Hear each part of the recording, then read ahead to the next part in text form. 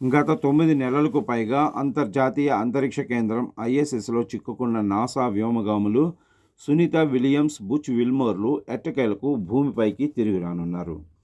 వారి return journey గురించి America అంతరిక్ష పరిశోధనా సంస్థ అయిన నాసా ఒక షెడ్యూల్ విడుదల చేసింది.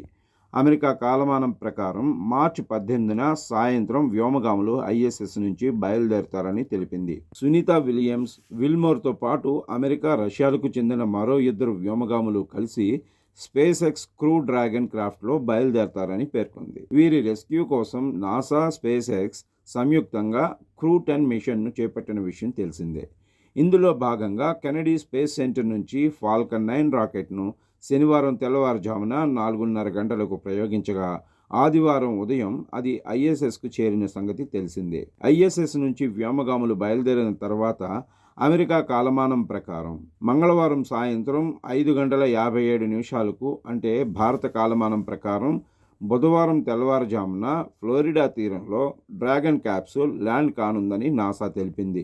వాస్తవానికి బుధవారం వీరు చేరుకుంటారని భావించిన దీనికి ఒకరోజు ముందే వస్తున్నట్లు పేర్కొంది. సవరించిన షెడ్యూల్ ప్రకారం వారాంతంలో వాతావరణ పరిస్థితులు కొంత ప్రతికూలంగా ఉండే అవకాశం ఉన్నందున కొత్తగా ఐఎస్ఎస్కు వచ్చిన వారికి బాధ్యతలు అప్పగించే ప్రక్రియ తక్షణమే మొదలైంది అని నాసా చెప్పింది.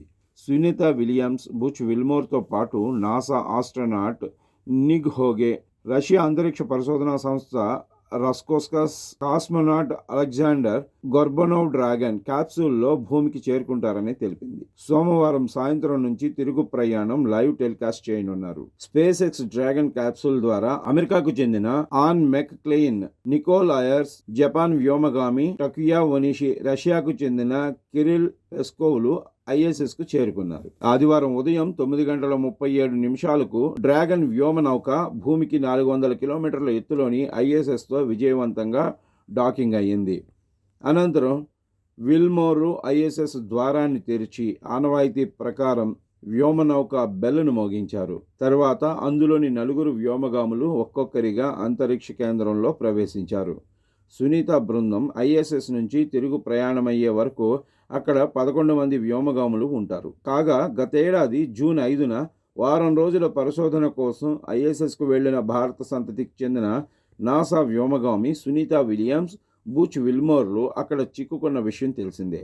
వారు వెళ్లిన బోయింగ్ కంపెనీకి చెందిన స్టార్ లైనర్లో సాంకేతిక సమస్య తలెత్తడంతో అది ఖాళీగా తిరుగు ప్రయాణమైంది. అప్పటి నుంచి వీరిని తీసుకొచ్చేందుకు చేస్తున్న ప్రయత్నాలు విఫలమయ్యాయి. ఎట్టకేలకు క్రూ 10 మిషన్ అక్కడకు చేరుకుంది.